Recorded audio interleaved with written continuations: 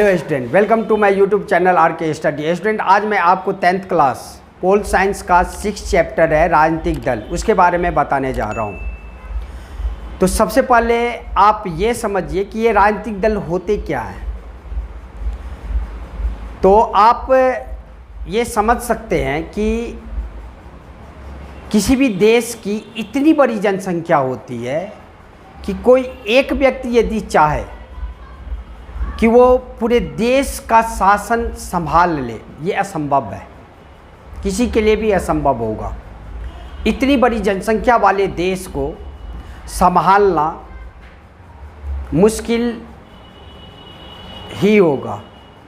इसलिए क्या होता है, बहुत सारे क्या होते हैं, लोगों का एक समूह आ जाता है और वो समूह क्या होता है, मिलकर चुनाव लड़ता है और चुनाव लड़ने के बाद सरकार का गठन करता है। इसी को कहा जाता है राजनीतिक दल।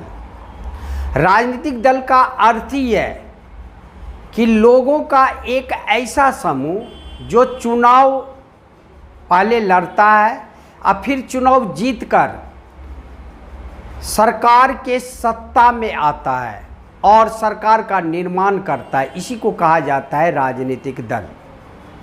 राजनीतिक दल एक लोकतांत्रिक सरकार का गठन करता है। सबसे पहली तो बात यह है कि राजनीतिक दल जो है, जो भी कार्य करता है, संविधान के दायरे में रहकर कार्य करता है। राजनीतिक दल यदि अगर नहीं रहा तब क्या होगा?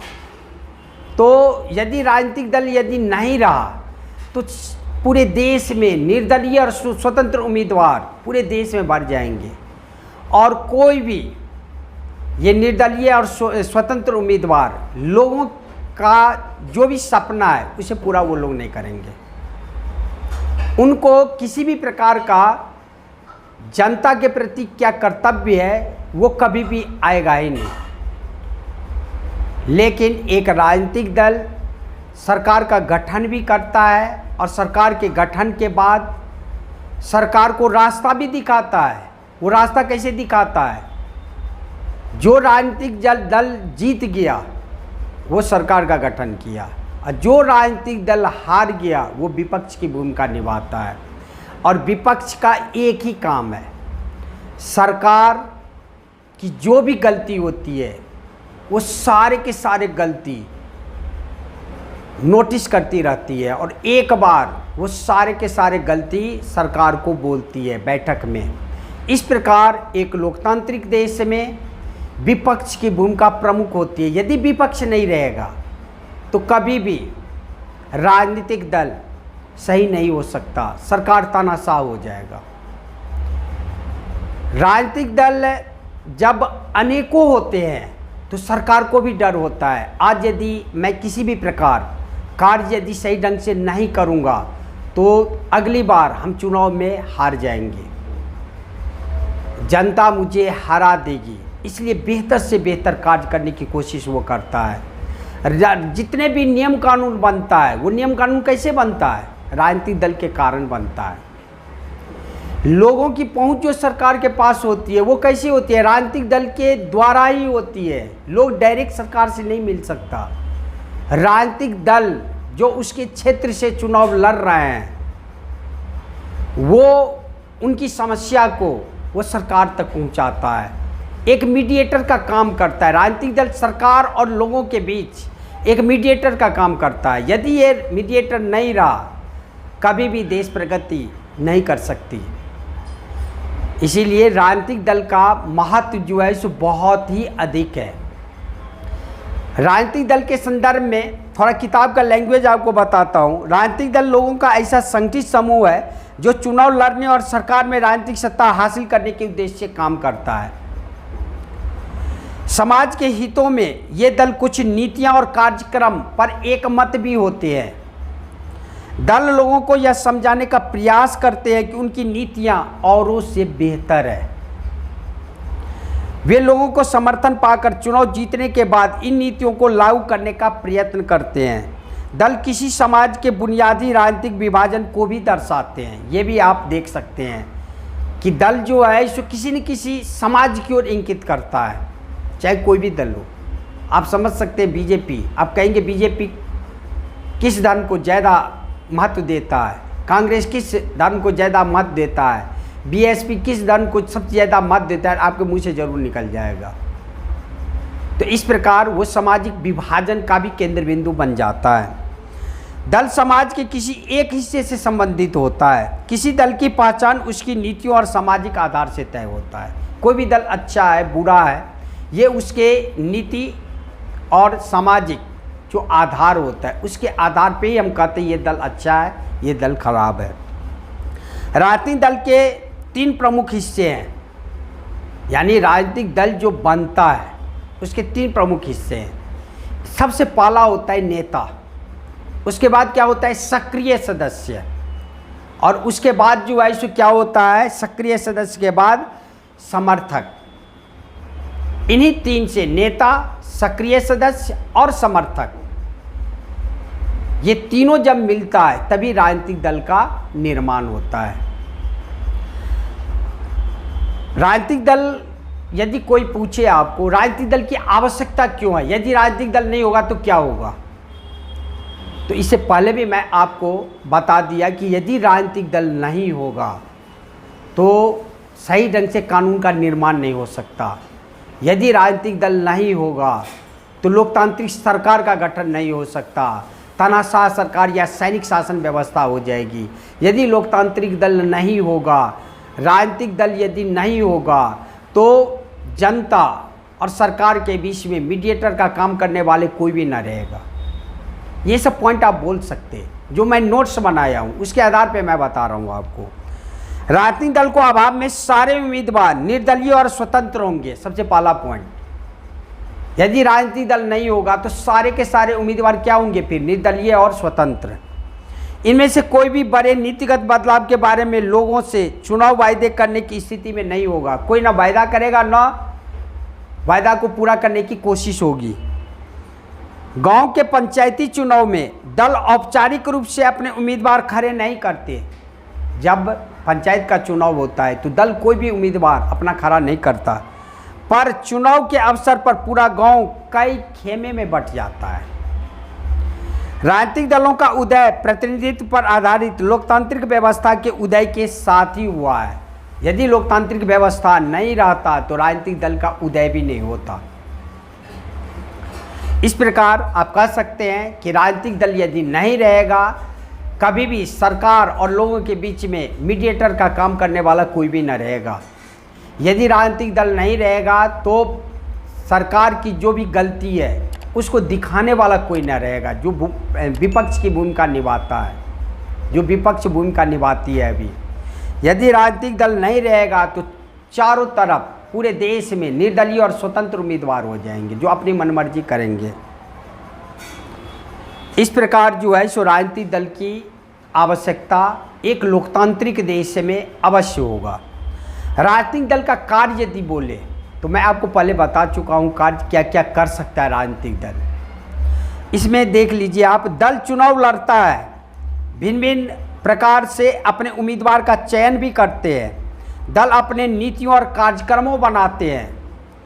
लोकतंत्र में समान या मिलते जुलते विचारों को एक साथ लाना होता है ताकि सरकार के नीतियों को एक दिशा दी जा सके। दलों की देश के कानून निर्माण में महत्वपूर्ण भूमिका होता है। यदि दल नहीं रहेगा तो कानून का निर्माण सही ढंग से हो ही नहीं सकता। जो आप संसद बोल रहे हो, संसद के 2 अंग कौन कौन है, एक लोकसभा राज्यसभा। लोकसभा राज्यसभा बना कैसे, वो दल से ही बने हैं। आपसे यदि कोई क्वेश्चन पूछता है कानून का निर्माण भारत में कौन करता है तो आप कहते हैं संसद। तो संसद क्या है, संसद वही राजनीतिक दलों का समूह है। यदि ये राजनीतिक दल का समूह नहीं रहेगा तो कभी भी कानून का निर्माण सही ढंग से हो ही नहीं सकता, फिर वो तानाशाही हो जाएगा। दल ही सरकार बनाते हैं और चलाते भी हैं। बड़े फैसले पर निर्णय राजनेता ही लेते हैं। दल नेता चुनते हैं, उन्हें प्रशिक्षित करते हैं, फिर पार्टी के सिद्धांत के अनुसार फैसले करने के लिए उन्हें मंत्री भी बनाते हैं। तो सारे नीतिगत जितने भी फैसले होते हैं, जो मंत्री वगैरह का निर्माण होता है, वो सारे के सारे कौन करते हैं, दल करते हैं। चुनाव हारने वाले दल शासक दल के विरोधी पक्ष की भूमिका निभाते हैं, जो अभी मैं बताया आपको। वे सरकार के गलत नीतियों और असफलताओं की आलोचना करते हैं। जनमत निर्माण में दल महत्वपूर्ण भूमिका निभाते हैं। वे मुद्दों को उठाते हैं और बहस भी करते हैं।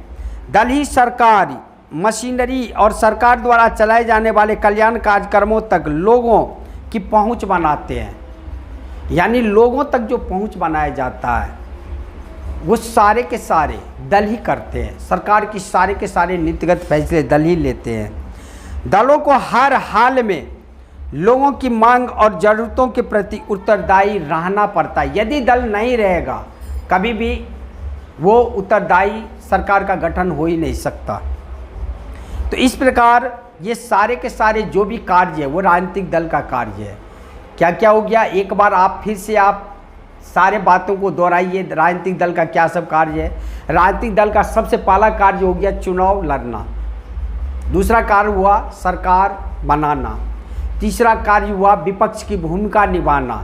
चौथा कार्य क्या हो गया, कानून का निर्माण करना। पांचवा कार्य क्या हुआ, सरकार और लोगों के बीच मीडिएटर का काम करना, मध्यम का कार्य करना। उसके बाद राजनीतिक दल का नेक्स्ट कार्य क्या हुआ, जो भी आपका चुनाव वगैरह होता है उसमें पारदर्शिता लाना। लोगों से वादा वगैरह जरूर किया जाता है लेकिन उस वादा को वो पूरा भी करते हैं। जो पूरा नहीं करते वो फिर अगले चुनाव में आ ही नहीं सकते। इस प्रकार ये सारे के सारे पॉइंट आपको बोलने हैं राजनीतिक दल के बारे में। राजनीतिक दल का कार्य क्या है।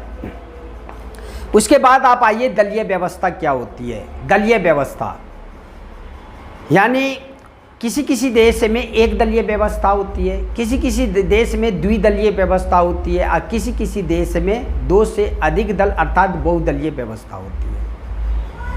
एक दलीय व्यवस्था उस व्यवस्था को कहा जाता है जहाँ पे पूरी की पूरे देश में एक ही दल होता है। जैसे चीन में देख लो आप, साम्यवादी दल है। जैसे आप चीन में देख लो साम्यवादी दल है, वहाँ शासन करने की मात्र अनुमति साम्यवादी दल को ही है। एक दलीय व्यवस्था अच्छा विकल्प नहीं है क्योंकि यह लोकतंत्र देश नहीं होता। एक दल जहाँ भी है उसे लोकतांत्रिक देश नहीं कहेंगे, उसे लोकतंत्र की संज्ञा उस देश को नहीं कहा जाएगा। किसी भी लोकतांत्रिक व्यवस्था में कम से कम दो दलों के चुनाव लड़ने की अनुमति होती है, तभी वो लोकतांत्रिक कहलाएगा और सत्ता में आने का मौका भी दिया जाता है। ये सारे के सारे एक दलीय व्यवस्था है। द्विदलीय व्यवस्था क्या हो गया, जहां सत्ता दो दल के बीच में ही बदलती रहती है उसे द्विदलीय व्यवस्था कहते हैं। दो से तीन दल कभी भी नहीं होंगे, वो आपस में बदलते रहते हैं। इसमें एक दल बहुमत जीतकर सत्ता पक्ष बनाता है, दूसरा विपक्ष पक्ष बनाएगा। जैसे अमेरिका, ब्रिटेन में अन्य दल भी चुनाव लड़ सकते हैं पर ये सत्ता प्राप्त करने की स्थिति में नहीं होती। बहुदलीय व्यवस्था किसे कहा जाता है, जहाँ पे दो से अधिक दल हो उसे बहुदलीय व्यवस्था कहा जाता है। जब दो या दो से अधिक दल सत्ता के होड़ में हो, दो दलों से ज़्यादा के लिए गठबंधन द्वारा सरकार में आने का अवसर हो उसे बहुदलीय व्यवस्था कहते हैं। जब किसी भी दल को स्पष्ट बहुमत नहीं मिलता तो सारे के सारे दल क्या होते हैं, आपस में मिलकर सरकार का गठन करते हैं। इसी को कहते हैं गठबंधन। गठ मतलब जोड़ लिया जाता है, सारे जितने भी दल होते हैं आपस में मिलकर गठ कर लेते हैं, उसके बाद सरकार का निर्माण करते हैं। इसे कहते हैं गठबंधन सरकार। ये तभी होगी जब किसी भी दल को स्पष्ट बहुमत प्राप्त नहीं होगा। जब किसी बहुदलीय व्यवस्था में अनेक पार्टियां चुनाव लड़ने और सत्ता में आने के लिए आपस में हाथ मिला लेते हैं उसे गठबंधन सरकार कहते हैं। जैसे 2004 में भारत में 3 प्रमुख गठबंधन थे, राष्ट्रीय जनतांत्रिक गठबंधन, संयुक्त प्रगतिशील गठबंधन और वाम मोर्चा। बहुदलीय व्यवस्था अक्सर बहुत घालमोल वाली लगती है, देश को राजनीतिक और स्थिरता को ओर ले जाती है। इस व्यवस्था के विभिन्न हितों और विचारों का प्रतिनिधित्व मिल जाता है। उसके बाद आपको ये बता दूं कि अब आपको जो राष्ट्रीय राजनीतिक दल है वो कितने हैं। टोटल राष्ट्रीय राजनीतिक दल जो है सो आपका 8 राजनीतिक दल है। उसका नाम आप बस समझ जाइए कि कौन कौन है। सबसे पहले तो आपका भारतीय राष्ट्रीय कांग्रेस है, जिसकी स्थापना 1885 में हुआ था। उसके बाद भारतीय जनता पार्टी है, जिसकी स्थापना 1980 में हुआ था। उसके बाद बहुजन समाजवादी पार्टी है, जिसकी स्थापना 1984 में हुआ था। उसके बाद भारतीय कम्युनिस्ट पार्टी, CPIM बोलते हैं, मार्क्सवादी, इसकी स्थापना 1964 में हुआ था।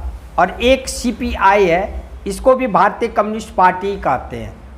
एक CPI है, एक CPIM है, जो मार्क्सवादी होते हैं। तो उसके बाद आपका राष्ट्रवादी कांग्रेस पार्टी है। इस प्रकार जो है सो आपका सारे के सारे 8 राष्ट्रीय राजनीतिक दल हैं। क्षेत्रीय राजनीतिक दल तो बहुत है। उसके बाद आपका प्रांतीय दल। तो प्रांतीय दल भारत में जो है सो बहुत ही ज़्यादा है।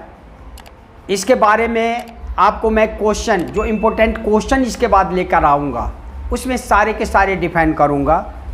राजनीतिक दलों के लिए चुनौती क्या सब है, ये इम्पोर्टेंट क्वेश्चन है कि आखिर राजनीतिक दलों के सामने चुनौती क्या सब है।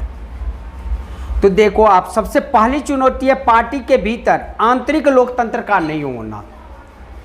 सबसे पहला चुनौती है, पार्टी के भीतर ही आंतरिक लोकतंत्र नहीं होता। आंतरिक लोकतंत्र का मतलब है कि पार्टी एक मत नहीं होता। किसी का कोई उद्देश्य होता है कि लोगों के लिए ऐसे कार्य करें, किसी का कुछ उद्देश्य होता है लोगों के लिए ऐसे कार्य करें, मतलब एक मत नहीं होता। सबसे पहला चुनौती है राजनीतिक दल का। पार्टियों के पास न सदस्यों की खुली सूची होती है और न नियमित रूप से संगठित बैठक होती है। इसके आंतरिक चुनाव भी नहीं होते। दूसरा चुनौती है इसमें वंशवाद की। वंशवाद का मतलब क्या होता है? वंशवाद का मतलब ये होता है कि आज बड़े से बड़े अमीरजादे यदि राजनीतिक दल में पहुंच गए हैं, वो अपने पोते नाती को जो है सो क्या करेगा, सीट दे देगा, यानी टिकट दे देगा लड़ने के लिए। उसके बाद जो भी बड़े से बड़े नेता हैं, जैसे सोनिया गांधी, राहुल गांधी, उसके बाद जो है सो नरेंद्र मोदी, उसके बाद जो है सो आपको जो भी आप देश के स्तर पे जो नेता आप देख रहे हैं, भाई देश के प्रधानमंत्री हैं नरेंद्र मोदी जी कहा जाएगा, आपको कहना पड़ेगा, थोड़ा गलती होगी हमसे। देश के प्रधानमंत्री हैं वो, उन्हें नरेंद्र मोदी जी कहा जाएगा। मतलब इसमें क्या होता है, वंशवाद ज़्यादा देखा जाता है। वंशवाद का मतलब ही होता है कि इसमें उसी को टिकट मिलता है जो या तो अमीर होते हैं, ताकतवर होते हैं, और जिनका पहुंच राजनीतिक दल में बहुत ज़्यादा होता है। जो लोग नेता होते हैं वे अनुचित लाभ लेते हुए अपने नज़दीकी लोगों और यहाँ तक कि अपने परिवार के लोगों को ही आगे बढ़ाते हैं, उन्हीं को टिकट दिलवाते हैं। अनेक दलों में शीर्ष पद पर हमेशा एक ही परिवार के लोग आते हैं। ये सबसे बड़ी चुनौती है कि अनेक दलों में शीर्ष पद पर उन्हीं के परिवार के लोग सबसे ज़्यादा बार आते हैं। तीसरी चुनौती दलों में पैसा और आपराधिक तत्वों की बढ़ती घुसपैठ है। पैसा और आपराधिक तत्व, पैसा के कारण लोगों को खरीदने की कोशिश किया जाता है, या नहीं तो आपराधिक तत्व, अपराध के द्वारा भी वोट खरीदा जाता है दहशत फैलाकर। ये भी चुनौती है। तीसरा चुनौती, पार्टियां ऐसे ही उम्मीदवार को चुनाव में उतारती है जिनके पास पैसा हो। किसी पार्टी को ज़्यादा धन देने वाली कंपनियां और अमीर लोग दल की नीतियों और फैसलों को प्रभावित करते हैं। कई बार पार्टियां चुनाव जीत सकने वाले अपराधियों को समर्थन भी करती है। चौथी चुनौती, दलों के बीच विकल्पहीनता की स्थिति होती है। उनके पास कोई विकल्प ही नहीं होता, विकल्पहीन होते हैं। विकल्पहीन का मतलब ही हो गया, हाल ही के वर्षों में दलों के बीच वैचारिक अंतर कम होता जा रहा है। अपने देश में भी सभी पार्टियों के बीच आर्थिक मसलों पर बड़ा कम अंतर रह गया है। कई बार लोगों के पास नया नेता चुनने का विकल्प ही नहीं होता, क्योंकि वही थोड़े से नेता हर दल में आते जाते रहते हैं। इस प्रकार राजनीतिक दलों के सामने ये सब जितने भी मैं आपको चुनौती बताया, इसमें मेन चुनौती आप याद कर लेना। सबसे पहला चुनौती जो आपका था कि पार्टी के भीतर आंतरिक लोकतंत्र का न होना, दूसरा वंशवाद की चुनौती, तीसरा पैसे और जो है सो आतंकवादी गतिविधियों का घुसपैठ, उसके बाद अपने ही लोगों को टिकट देना, उसके बाद विकल्पहीनता, कोई विकल्प नहीं होता। ये सब सारे के सारे आपका राजनीतिक दलों के सामने चुनौती है, इंपॉर्टेंट क्वेश्चन है। अब लास्ट पॉइंट है आपका एनसीईआरटी बेस पे मैं बता रहा हूँ आपको कि दलों को कैसे सुधारा जा सकता है। तो विधायकों और सांसदों को दल से रोकने के लिए संविधान में संशोधन किया गया। नए कानून के अनुसार अपना दल बदलने वाले सांसद और विधायक को अपना सीट भी गंवानी होगी। जो भी दल बदल करेंगे उनको सीट गंवानी होगी। पाला सुधार का कार्यक्रम करना पड़ेगा। उच्चतम न्यायालय ने पैसे और अपराधियों के प्रभाव को कम करने के लिए एक आदेश जारी किया है। इस आदेश के द्वारा चुनाव लड़ने वाले हर उम्मीदवार को अपनी संपत्ति का और अपने खिलाफ चल रहे आपराधिक मामलों का ब्यौरा एक शपथ पत्र के माध्यम से देना अनिवार्य कर दिया गया है। ये सबसे अच्छा लोकतंत्र को सुधार करने के लिए उच्चतम सर्वोच्च न्यायालय के द्वारा किया गया कदम है कि जो भी चुनाव लड़ रहे हैं उनका जितना संपत्ति है और अपराध मामले में जो जो रिकॉर्ड है वो सारे के सारे आपको बताने पड़ेंगे। उसके बाद इस नई व्यवस्था से लोगों को अपने उम्मीदवार के बारे में बहुत सी पक्की सूचनाएं उपलब्ध होने लगी है। चुनाव आयोग ने एक आदेश के जरिए सभी दलों के लिए संगठित चुनाव कराना, आयकर का रिटर्न भरना जरूरी बना दिया गया। ये भी बहुत ही अच्छा नियम जो सर्वोच्च न्यायालय बनाया है कि जितने भी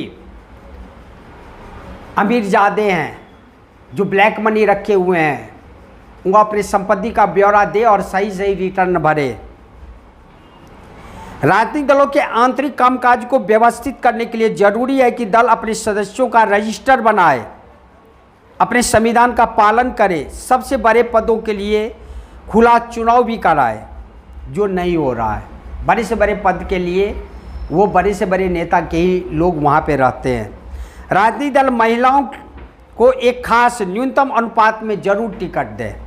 इसे भी राजनीतिक दलों में सुधार को बढ़ाया जा सकता है। चुनाव का खर्च सरकार उठाए और सरकार दलों को चुनाव लड़ने के लिए धन भी दे, तब जो ब्लैक मनी वगैरह होता है वो सब नहीं चलेगा। इसलिए चुनाव का खर्च सरकार को उठाना चाहिए और सरकार दलों को चुनाव लड़ने के लिए धन देना चाहिए।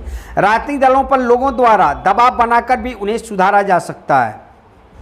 अगर दलों को लगे कि सुधार न करने से उनका जनाधार गिरने लगेगा तो वो गंभीर हो जाएंगे। सुधार का अन्य तरीका है कि सुधार की इच्छा रखने वाले को खुद राजनीतिक दलों में शामिल होना पड़ेगा। अगर आम नागरिक राजनीति में हिस्सा न लें तो राजनीति में सुधार असंभव है। इस प्रकार सारे के सारे राजनीतिक दल जितने भी हैं उन्हें सुधारने के लिए ऐसा ऐसा कदम उठाया जा सकता है कि सबसे पहला कदम क्या उठाया जाएगा कि जो दल बदल करते हैं उन्हें सीट गंवानी पड़े। जितने भी राजनीतिक दल अमीरजादे अपराधी तत्व वाले व्यक्ति हैं सब अपना संपत्ति का ब्यौरा दे। जितने भी आपको पॉइंट बताया हूँ सारे के सारे पॉइंट एनसीईआरटी में आप देख लेना, एनसीईआरटी में लिखा हुआ है। इस प्रकार ये सारे के सारे जो एनसीईआरटी के बेस पर मैं आपको पूरा इंट्रोडक्शन क्लास राजनीतिक दल के बारे में बताया। अब आपका काम है इसको 1 से 2 बार 3 बार आप सुनना। हमारी गारंटी है कि इसके बाद आपका जितने भी क्वेश्चन आएगा उस सारे के सारे क्वेश्चन आप खुद जवाब दे सकते हो। इसके बाद मैं इम्पोर्टेंट क्वेश्चन जल्द से जल्द लाने का प्रयास करूँगा, लेकिन इस वीडियो को यदि देख लिए आप वो इम्पोर्टेंट क्वेश्चन आप खुद जवाब दे दोगे। अब मैं अगले वीडियो में मिलता हूँ, तब तक के लिए जय हिंद।